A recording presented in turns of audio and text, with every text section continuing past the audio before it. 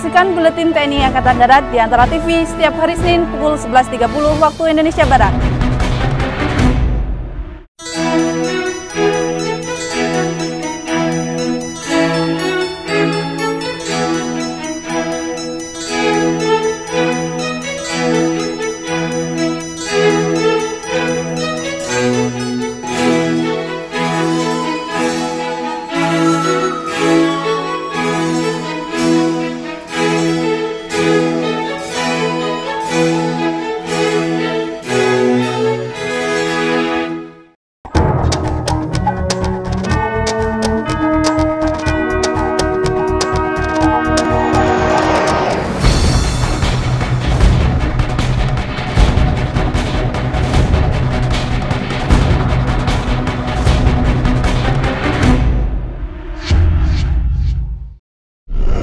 Selamat siang pemirsa, Buletin TNI Angkatan Darat kembali hadir ke hadapan Anda edisi 28 September 2015 bersama saya Serdakwat Rizka Nurjana dan rekan saya Serdakwat Feni Grace.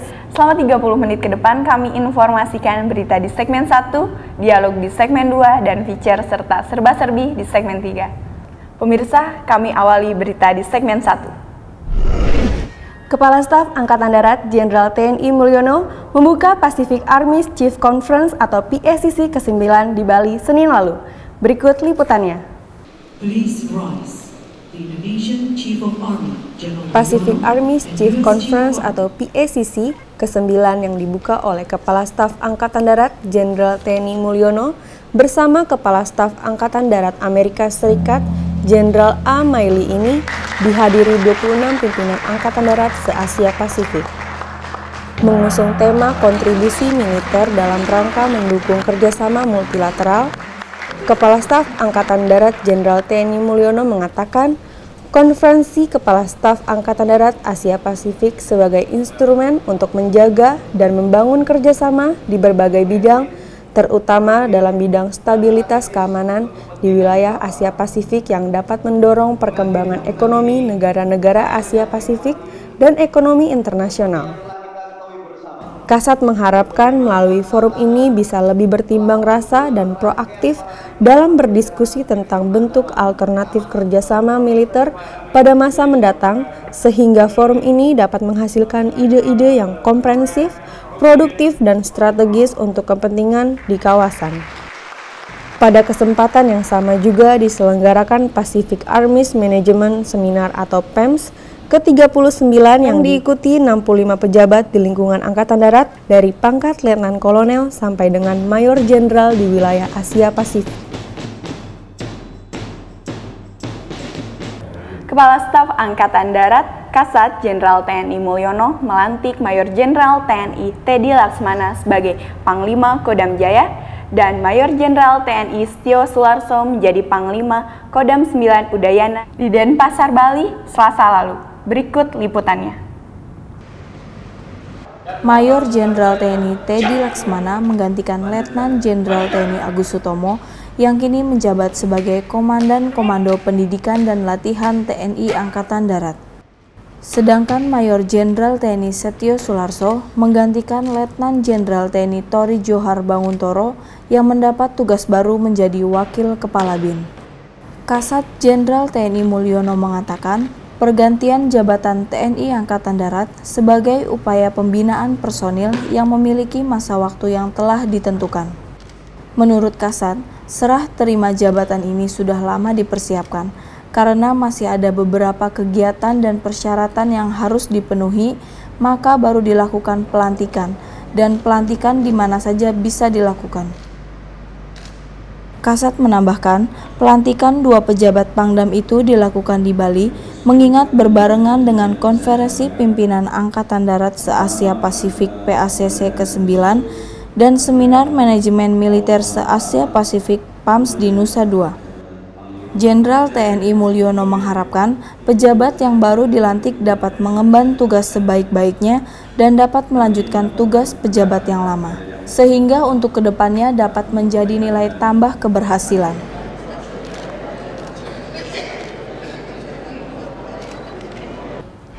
Komandan Jenderal Yusarpak, Jenderal Vincent Brooks, menutup Pacific Army's Management Seminar atau PAMS ke-39 di Bali, Kamis lalu. Berikut berita selengkapnya. Komandan Jenderal Yusarpak, Jenderal Vincent Brooks mengatakan, melalui diskusi-diskusi menghasilkan ide dan pemikiran yang segar tentang isu-isu hangat di kawasan Asia Pasifik.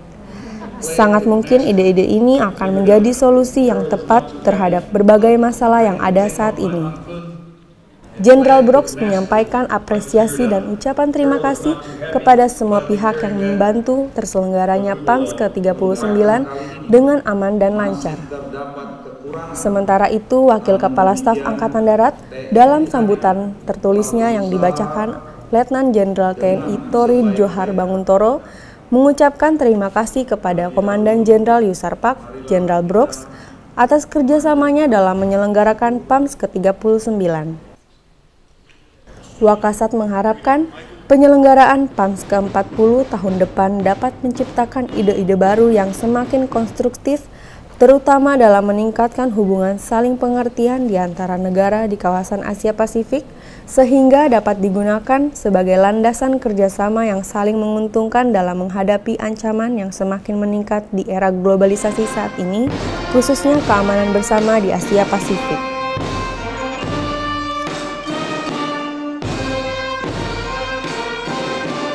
Saksikan dialog di segmen 2 dengan narasumber Kolonel Korps Zeni Gunawan Paki dari Dinas Penelitian dan Pengembangan Angkatan Darat. Tetaplah di Buletin TNI Angkatan Darat.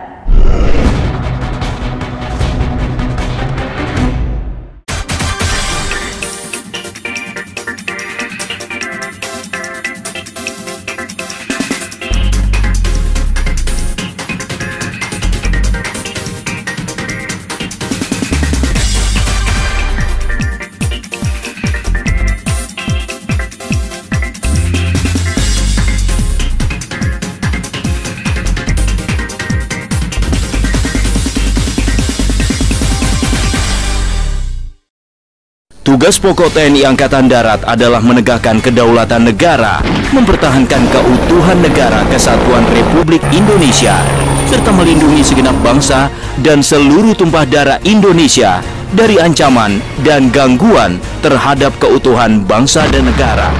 Berbuat yang terbaik, berani, tulus, dan ikhlas. Bersama rakyat, TNI Angkatan Darat kuat. Bersama TNI Angkatan Darat, rakyat damai dan sejahtera.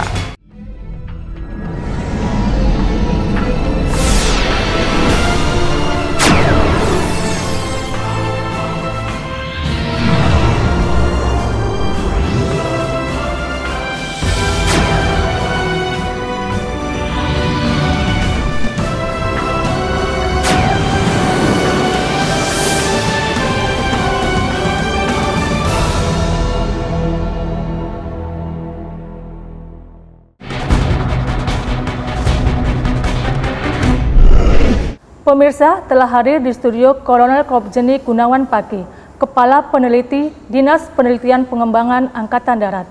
Kita akan bincang-bincang tentang peran Dislitbang Angkatan Darat dalam rangka mendukung tugas pokok TNI Angkatan Darat. Selamat siang Bapak. Selamat siang Mbak. Terima kasih telah hadir di studio. Terima kasih atas undangan untuk hadir dalam acara ini. Saya memiliki beberapa pertanyaan nih Pak tentang peran Dislitbang Angkatan Darat. Ya. Yang pertama, apa yang menjadi peran Dislitbang untuk mendukung tugas pokok TNI Angkatan Darat Pak? Ya. Baik Mbak, sebelum menjawab tentang apa yang menjadi peran Dinas Penelitian Pengembangan Angkatan Darat, saya terlebih dahulu akan menjelaskan tentang kedudukan, tugas dan fungsi Dinas Penelitian Pengembangan Angkatan Darat. Dinas Penelitian Angkatan Darat adalah badan pelaksana pusat yang berkedudukan langsung di bawah Kepala Staf Angkatan Darat. Ini sama dengan dinas-dinas yang lain. Kemudian tugas pokoknya adalah membina dan menyelenggarakan fungsi penelitian dan pengembangan dalam rangka mendukung tugas pokok Angkatan Darat. Nah, dalam penyelenggaraan tugas pokok tersebut, Dinas Penelitian Pengembangan Angkatan Darat itu ada 7 fungsi utama. Pertama, ini berkaitan dengan fungsi pembinaan. Kegiatan fungsi pembinaan ini meliputi pembinaan yang berkaitan dengan organisasi, sarana prasarana, kemudian piranti lunak, latihan, dan penataran yang berkaitan dengan penelitian dan pengembangan Angkatan Darat. Kemudian fungsi kedua, Pak. Fungsi kedua ini berkaitan dengan penelitian, pengkajian, dan penerapan ilmu pengetahuan teknologi, merupakan kegiatan yang diarahkan untuk melakukan penelitian, pengkajian, demonstrasi, serta penerapan ilmu pengetahuan teknologi yang sasarannya adalah untuk menyiapkan kualitas dan kesiapan material-material satuan-satuan Angkatan Darat. Contohnya seperti apa itu, Pak? Kegiatan-kegiatan untuk menyatakan kesiapan material ini adalah dilakukan dengan kegiatan-kegiatan berupa pengujian alat-alat yang digunakan oleh Angkatan Darat. Kemudian yang ketiga, fungsi ketiga ini fungsi yang berkaitan dengan fungsi penelitian insani. Kegiatan ini dilakukan untuk membina kesiapan insani dalam aspek kesehatan, psikologi, jasmani, dan mental. Ini untuk memastikan bahwa satuan-satuan Angkatan Darat memiliki kesiapan terhadap hal-hal tersebut. Contoh nyatanya seperti apa, Pak?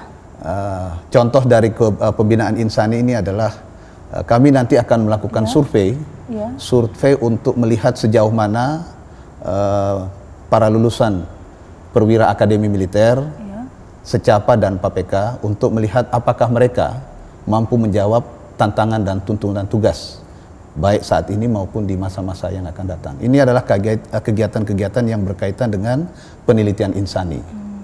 Fungsi yang keempat ini adalah fungsi yang berkaitan dengan penelitian organisasi sistem dan metode. Nah, organisasi sistem dan metode ini yang berkaitan dengan organisasi melakukan penelitian terhadap manusia dan alat yang dipadukan dengan buku-buku petunjuk sehingga tujuan dari kegiatan itu bisa tercapai. Sedangkan penelitian yang berkaitan dengan organisasi sistem dan metode ini adalah yang berkaitan dengan pendidikan, latihan, kemudian doktrin, serta buku-buku petunjuk dan aturan-aturan yang ada di jajaran Angkatan Darat. Selanjutnya fungsi yang kelima, Mbak. Fungsi kelima ini berkaitan dengan fungsi penelitian material. Fungsi penelitian material ini diarahkan kepada penelitian, rekayasa, pengembangan terhadap material Angkatan Darat, baik yang bersifat material utama, material umum, dan material khusus, yang muaranya adalah terwujudnya kesiapan material-material di satuan Angkatan Darat.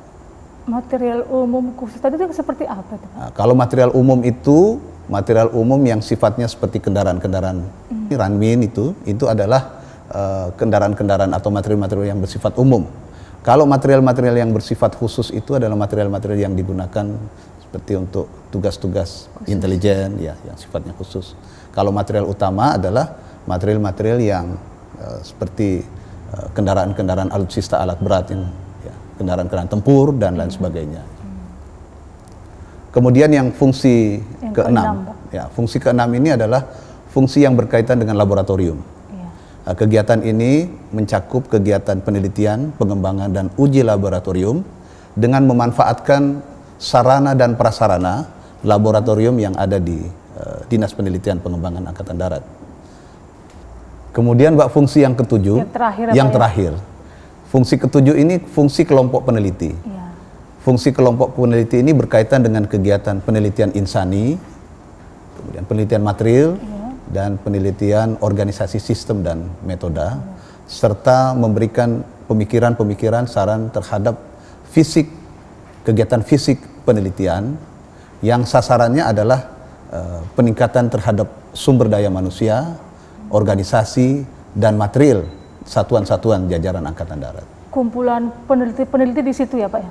Ya, ini merupakan orgas baru di Dinas Penelitian Pengembangan Angkatan Darat, dan di kelompok peneliti ini terdiri dari kepala peneliti, dan ada 2 peneliti utama berpangkat kolonel, 4 peneliti madya, dan ada 12 peneliti muda.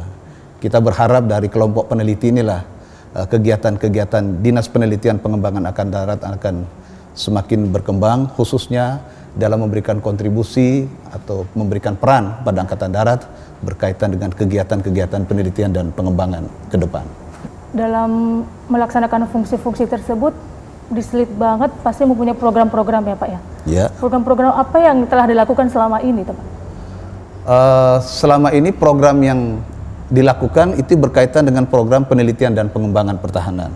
Jadi setiap tahun, baik di Slitbang maupun komunitas Litbang yang ada di Pusen dan Balakpus ya, itu melakukan kegiatan penelitian dan pengembangan pertahanan. Seperti kita ketahui bahwa modernisasi alutsista itu salah satu adalah yang menjadi keinginan pimpinan Angkatan Darat, bagaimana kita bisa menciptakan persenjataan yang dihasilkan oleh anak bangsa sendiri itu. Ya. Nah ini adalah kegiatan diawali dengan kegiatan-kegiatan yang sifatnya penelitian dan pengembangan. Ada beberapa kegiatan penelitian dan pengembangan yang pada tahun 2016 sampai 2019 ini akan ditingkatkan menjadi bagian dari pengembangan industri teknologi pertahanan. Ini juga menunjukkan bahwa pimpinan Angkatan Darat memberi perhatian yang besar kepada insan-insan peneliti di jajaran Dinas Penelitian Pengembangan Angkatan Darat untuk terus meningkatkan inovasi dalam menghasilkan penelitian-penelitian pengembangan Angkatan Darat yang dapat mendukung tugas-tugas pertahanan Angkatan Darat. Contohnya apa? Ada pencapaian yang didapat selama ini Pak? Pencapaian yang membanggakan gitu Pak? Dari program penelitian pengembangan pertahanan yang saya jelaskan tadi di tahun 2016, ada kurang lebih 8 yang akan dikembangkan menjadi pengembangan industri teknologi pertahanan.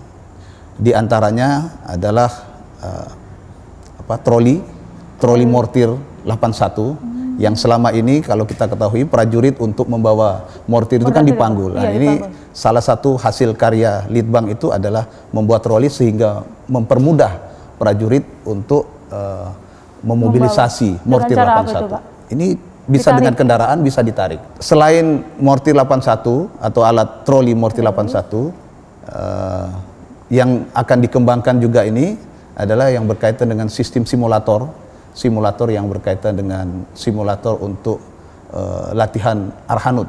Ini adalah program-program Litbang yang dilakukan oleh Dinas Penelitian dan Pengembangan Angkatan Darat. Dari pencapaian-pencapaian yang banyak tadi ya Pak ya? Iya Mbak. Adakah hasil Litbanghan yang dapat mendukung tugas operasi militer selain perang Pak atau OMSE?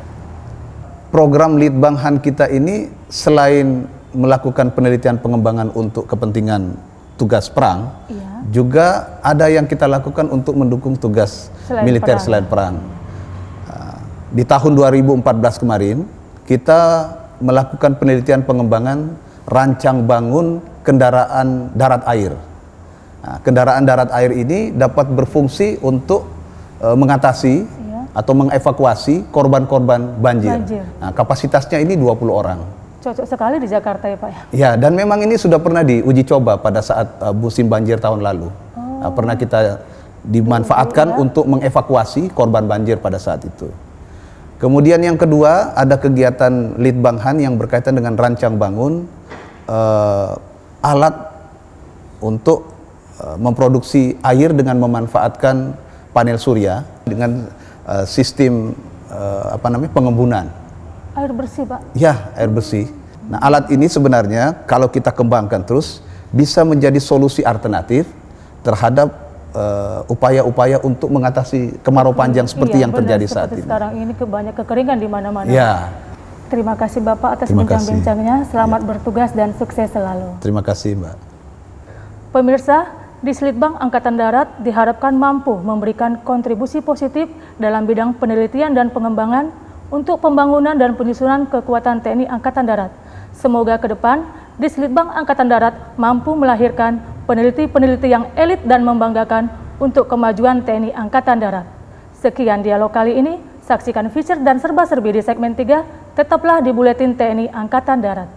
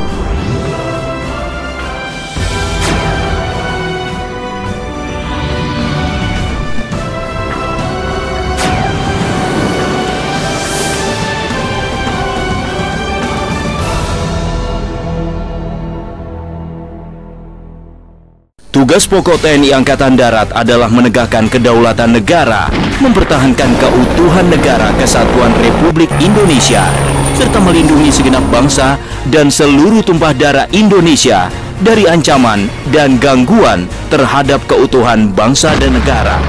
Berbuat yang terbaik, berani, tulus, dan ikhlas. Bersama rakyat, TNI Angkatan Darat kuat.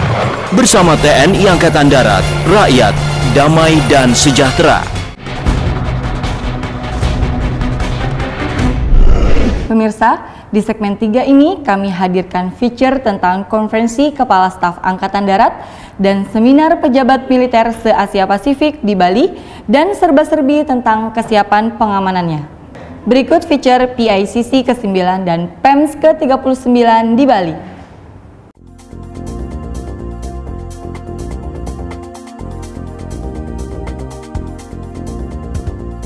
Para pemimpin Angkatan Darat dan para perwira senior Angkatan Darat sekawasan Asia Pasifik bertemu di Nusa Dua, Denpasar, Bali dalam acara Pacific Army Chief Conference PACC ke-9 dan Pacific Army Management Seminar PAMS ke-39.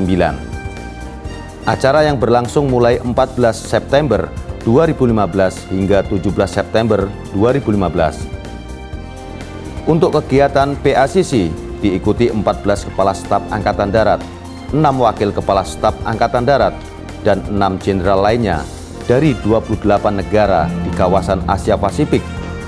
Sedangkan PAMS diikuti 65 peserta perwira dari pangkat Letnan Kolonel hingga Mayor Jenderal. PACC ke-9 dan PAMS ke-39 diselenggarakan oleh TNI Angkatan Darat bersama Angkatan Darat Amerika Serikat Kawasan Pasifik, USARPAC. Pada kegiatan PACC dan PAMS kali ini, mengusung tema kontribusi militer dalam rangka mendukung kerjasama multilateral. Tema ini mengacu pada perkembangan sosial politik dan ekonomi suatu wilayah hanya dapat tercapai apabila lingkungan di wilayah tersebut stabil dan aman. Pacific Army Management Seminar PAMS merupakan forum militer internasional yang dilaksanakan setiap tahun. Forum ini telah diterima secara luas sebagai forum perwira senior Angkatan Darat dalam mendiskusikan subjek-subjek profesional militer untuk secara aktif ikut membantu menciptakan perdamaian dan stabilitas di kawasan Asia Pasifik melalui dialog dan hubungan pribadi yang didasarkan prinsip saling pengertian dan saling percaya. Dalam kegiatan ini didiskusikan 3 buah topik. Topik pertama membahas permasalahan secara umum. Topik kedua membahas lebih rinci tentang understanding local wisdom in conducting regional cooperation. Dan topik ketiga membahas tentang engaging in multilateral cooperative efforts will and sustain peace. Dari semua pembahasan diharapkan adanya pemikiran yang sama tentang bagaimana Angkatan Darat ke depan dapat memberikan kontribusi yang konstruktif dalam mewujudkan kerjasama kawasan. Menteri Pertahanan RI Jenderal Purnawirawan Riamizat Riarkudu sebagai pembicara kunci pada hari pertama berlangsung PACC ke-9 dan PAMS ke-39 ini.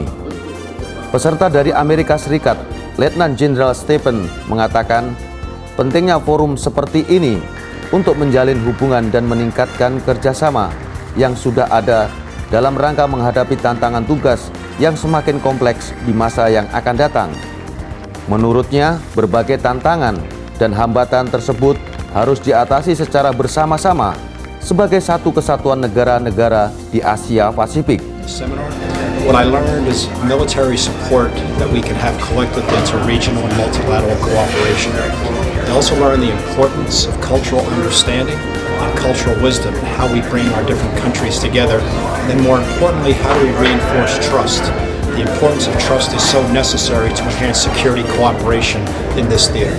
Peserta dari Malaysia, Brigadir Jenderal Marzuki bin Mohamad, sangat puas dengan acara ini. Dia mendapatkan banyak informasi. Dia juga salut dengan TNI Angkatan Darat sebagai penyelenggara. Saya juga berterima kasih dan saya diberi peluang untuk hadir. Seminar ini, PAM ini telah memberi banyak pesan, terutama dari segi telah menimbulkan beberapa isu yang membutuhkan kerjasama. Panitia penyelenggara telah menjalankan seluruh rangkaian kegiatan PACC sehingga berjalan aman, tertib, lancar, dan sukses. Untuk kegiatan PEC dan PEMS ini sebenarnya kita sudah menyiapkan dari sejak setahun yang lalu, dimulai dengan adanya rapat awal, kemudian rapat final yang dihadiri oleh pihak Indonesia maupun pihak Amerika. Dalam hal ini Indonesia adalah tanggung jawab dari hubungan luar negeri Mabesat, kemudian dari Amerikanya adalah pihak Yusarpak. Kemudian untuk kegiatan kita seluruhnya terkoordinir menjadi satu di Mabesat, dan kita selalu berkoordinasi dengan pihak Amerika melalui perwakilan Yusarpak yang ada di Kedutaan Besar.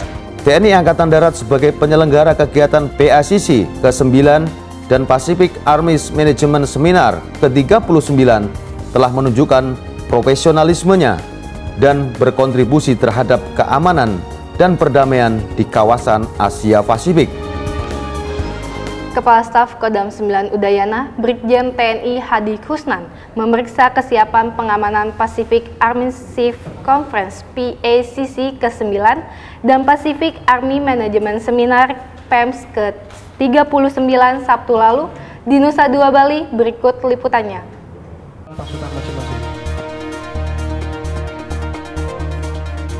Pada apel gelar pasukan ini, Kasdam 9 Udayana didampingi Wakil Asisten Pengamanan Kasat, Brigadir Jenderal TNI Ilyas Alamsyah.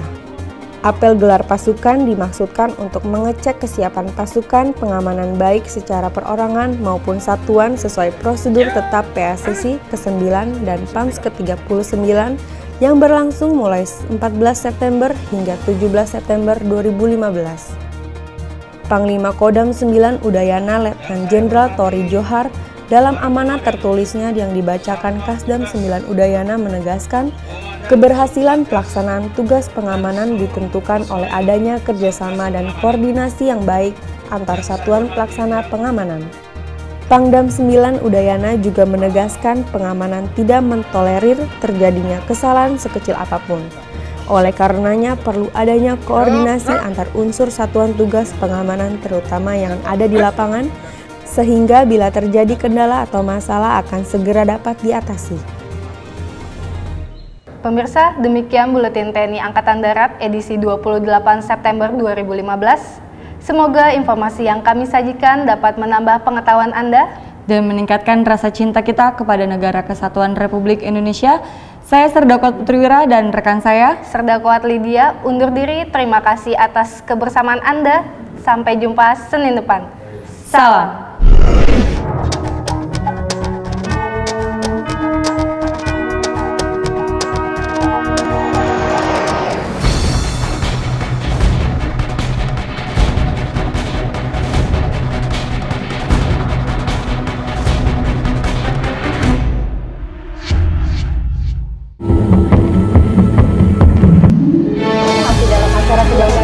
Buletin TNI Angkatan Darat.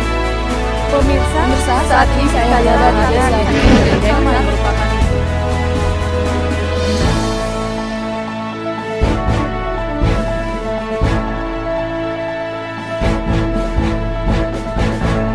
Saksikan Buletin TNI Angkatan Darat di Antara TV setiap hari Senin pukul 11.30 waktu Indonesia Barat.